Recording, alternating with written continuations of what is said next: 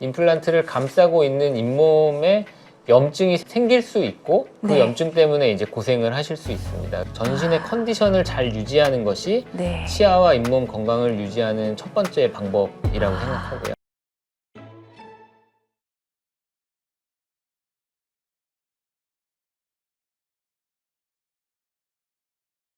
치과를 가기 싫은 이유가 저는 크게 두 가지라고 생각해요.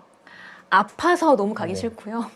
가면 몇백만 원 단위가 자꾸 깨지는 것 같아서 너무 이제 항상 가야 되는데 못 가는 것 중에 하나가 치과거든요. 네. 근데 그 고가의 관리 중에 가장 큰 원인은 임플란트라고 저는 봅니다.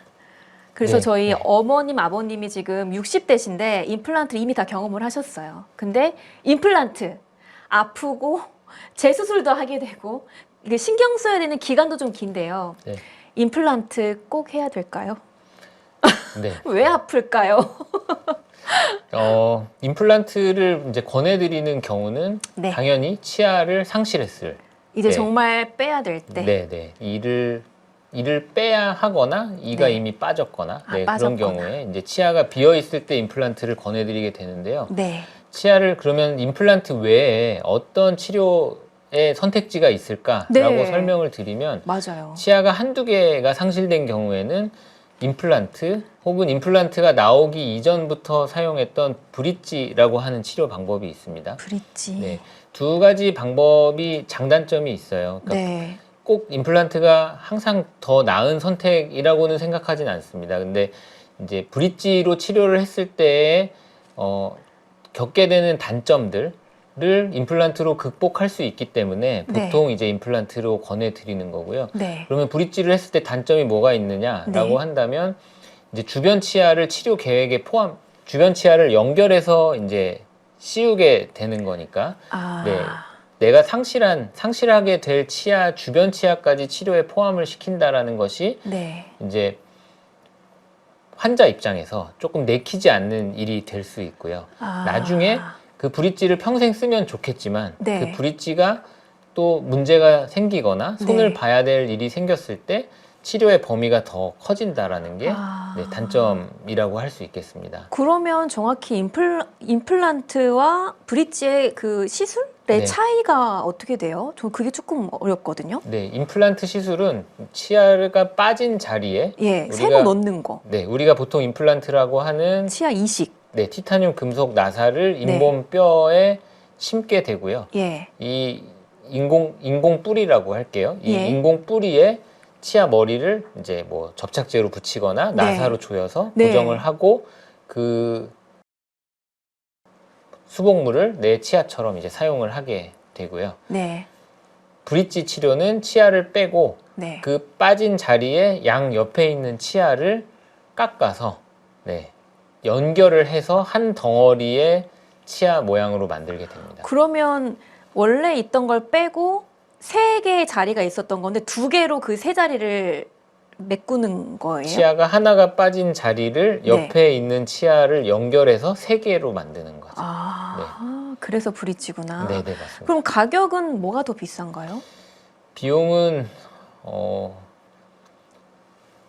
경우에 따라서 아, 그리고 경우에 치과에 따라서. 따라서 조금 다를 수 있을 것 같은데요. 아까 임플란트가 이제 왜 이렇게 아프고 네. 고생을 하느냐라고 네. 말씀을 하셨는데 임플란트 치료를 하는 데 있어서 뭐 그 상황이 치료의 어떤 과정이나 결과에 영향을 많이 주는데요.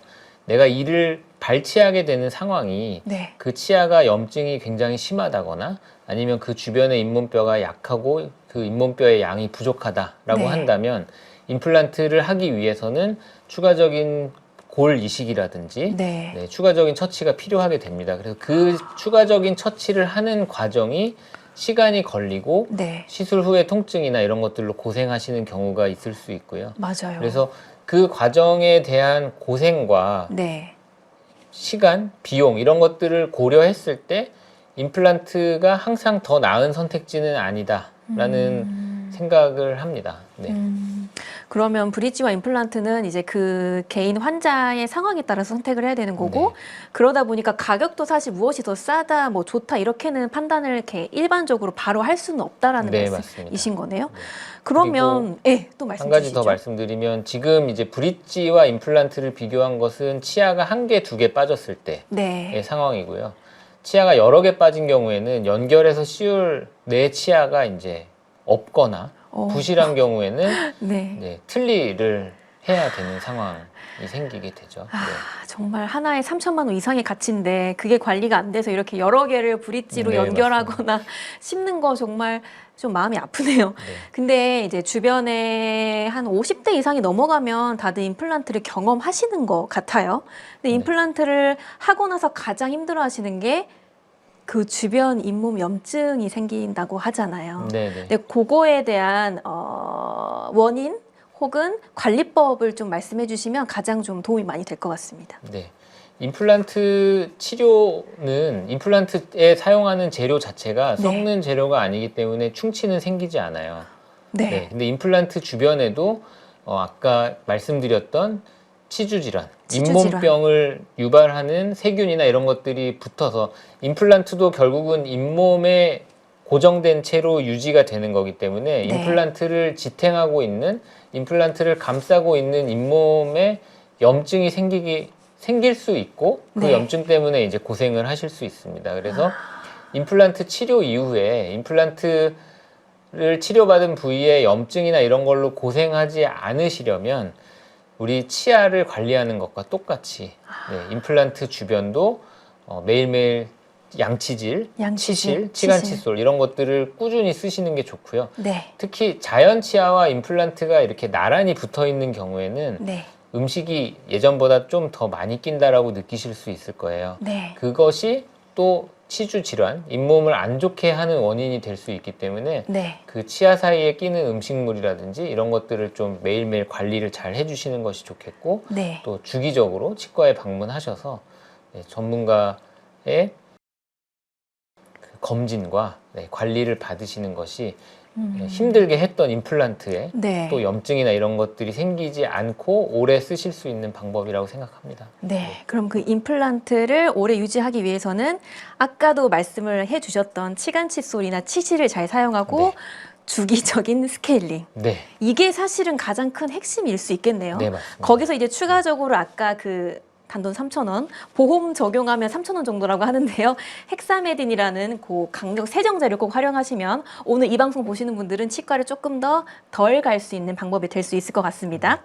그러면 치주 질환이 좀 악화되어 있는 상태에서도 임플란트 가능하긴 한가요? 네, 대부분 가능합니다. 아, 가능해요? 네. 치주 질환이 악화된 상태의 치아는 이제 주변에 염증이 많이 퍼져 있고 네. 그 염증이 치조골이라고 하는 잇몸뼈를 많이 주저앉게 만드는데요. 네. 항상 가능하고 항상 불가능한 것은 아닙니다. 되는 경우도 있고 안 되는 경우도 있는데 이제 대부분의 경우에는 추가적인 처치. 추가적인 처치. 네, 예를 들면 인공뼈를 이식한다든지 네. 이런 방법들을 통해서 아무리 심한 치주 질환이 있더라도 대부분의 경우에는 임플란트로 회복이 가능합니다. 근데 제가 들으면서 임플란트를 최대한 늦게 하면 좋겠고 하게 되어도 하기 전이나 또 관리법은 거의 비슷한 것 같다 이런 생각을 네. 하는데요. 제 경제 채널이잖아요. 임플란트 가격 차이가 꽤 있어요. 네, 뭐 네. 예전에 보면 하나당 뭐 100만 원씩 넘어가는 경우도 있었고 요즘에 뭐 그 젊은 친구들 특히 뭐 광고를 본다거나 우리 부모님들께도 뭐 얼마 하면 뭐 하나당 뭐 40만 원, 50만 원 얘기가 있어요. 네. 왜 이런 차이가 나는 건지 솔직하게 말씀을 해 주신다면요. 질문지 없는 내용이에요. 예, 이거 네. 제가 너무 궁금해서 넣었습니다. 네. 솔직하게 말씀드리겠습니다. 그리고 좀 예. 조심스러운 부분이 있어요. 그러면 조심스럽게 말씀해 네, 네. 주시죠.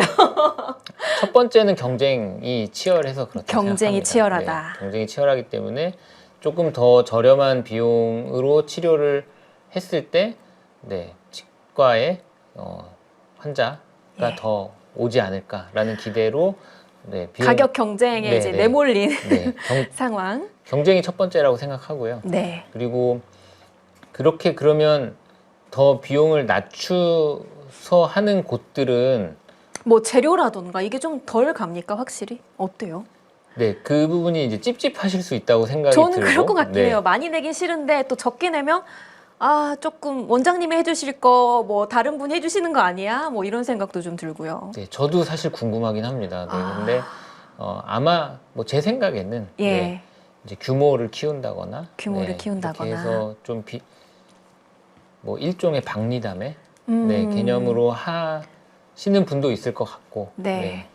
그래서 이 의료 행위라는 예. 것, 시술이라는 것을 가격만 가지고 비교하지는 않으셨으면 좋겠어요. 그럼요. 그 원장님의 어떤 커리어, 경력, 환자와의 어떤 신뢰감 형성 네. 이런 것들이 다 있는데 이제 아무리 생각해도 치아는 하나가 아니고 정말 아까 말씀하신 것처럼 28개 거의 30개가 이상이고 나이 들수록 치아 같은 경우도 다시 재생이 되지 않으니까 네. 가격을 볼 수밖에 없죠. 근데 이런 가격 경쟁 플러스 치과의 어떤 나와의 상호 관계를 생각해서 우리가 좀 현명한 결정을 해야 되지 않나. 그럼 아까 말씀하신 것처럼 박리담의 치과에 대한 원장님의 개인적인 생각은 어떠신지. 과한 거는 네, 좀 조심하셔야 될 거라고 생각합니다. 너무 네. 과하게 이제 가격을 깎고 네, 너무 네. 많은 사람들이 오고 가는 치과보다는 네, 네, 네.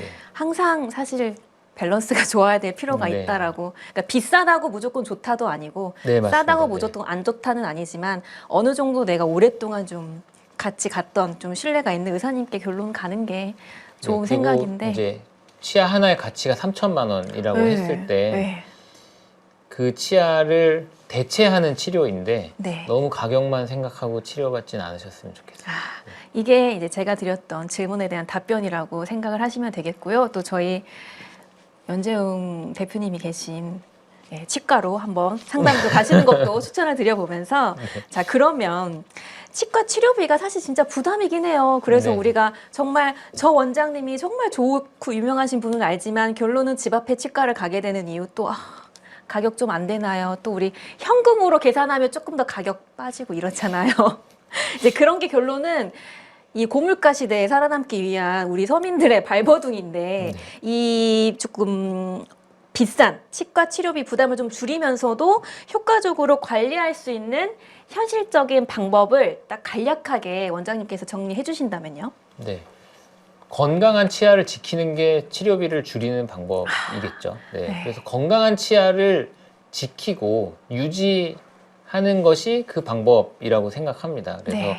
첫 번째는 몸이 건강하셔야 돼요. 몸이 건강해야 네. 된다. 그러니까 치아뿐만 아니라 아까 말씀하신 뭐 전신적인, 혈당 문제라든지 네. 뭐 당뇨 문제라든지 네. 네, 그래서 제가 환자분들한테 자주 말씀드리는 것이 잘 챙겨 드시고, 네, 영양소를 영양소 골고루, 네, 골고루.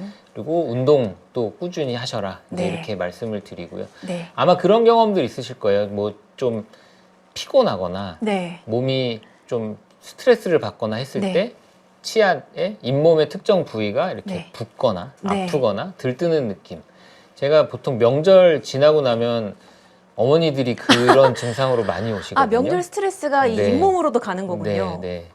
그래서 내 전신 건강, 전신의 컨디션을 잘 유지하는 것이 네. 치아와 잇몸 건강을 유지하는 첫 번째 방법이라고 생각하고요. 네. 그리고 그 건강을 유지하는데 치과의사는 사실 돕는 사람들입니다. 그래서 네. 아까 말씀드린 정기적인 스케일링, 네. 체크 이런 네. 것들을 통해서 3천만 원 가치의 치아가 그 가치를 완전히 잃기 전에 건강을 잃어가고 있다면 혹은 일부가 좀 망가지거나 훼손되었다면 그거를 원상태로 복구하는 것이 더 오랜 시간 가치를 유지하는 길이라고 생각하고요. 그래서 네.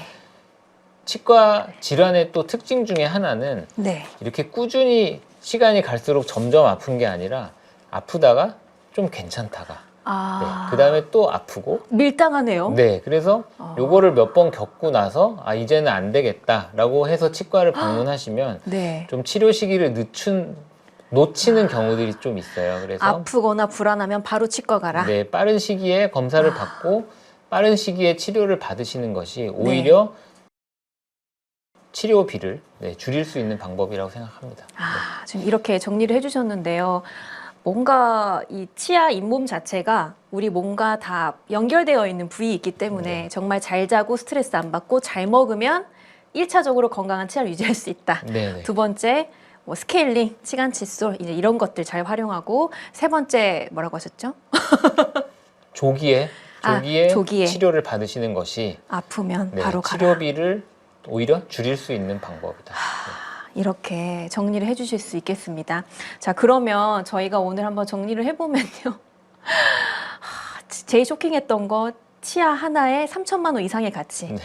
지금 이 방송을 보신 여러분들 다 자산가세요. 지금 8억 이상의 자산가시들이기 때문에 우리가 내 건물 없다, 나 돈 없다 이렇게 생각하시기 전에 긍정적으로 8억 이상의 치아를 가지고 있는 우리가 이 8억 이상의 가치를 계속 유지하기 위해서는 치과 치료가 굉장히 중요하다라는 말씀 한 번 정리하면서요. 오늘 인터뷰 함께 해주신 원장님 마지막으로 저희 815 시청자분들께 뭐 당부가 돼도 좋고요. 한 말씀 마무리해 주신다면 어떠세요? 오늘 이런 시간 만들어 주셔서 너무 감사하고요. 네, 치아 건강 잘 지키시고 또 아프거나 불편한 거 있으시면 가까운 치과를 방문하셔서 검사를 받고 조기에 치료하는 것이 내 입안의 자산을 오랜 시간 지킬 수 있는 길이라고 생각합니다. 네, 입안의 자산 우리 모두 기억해서 치과를 자주 안 가는 게 제일 좋겠지만 자주 안 갈 수 있도록 노력하는 게 더 중요하다는 거 한 번 더 기억해 주셨으면 좋겠습니다. 그럼 오늘 인터뷰는 여기서 마치도록 하겠습니다. 인사드릴게요. 감사합니다.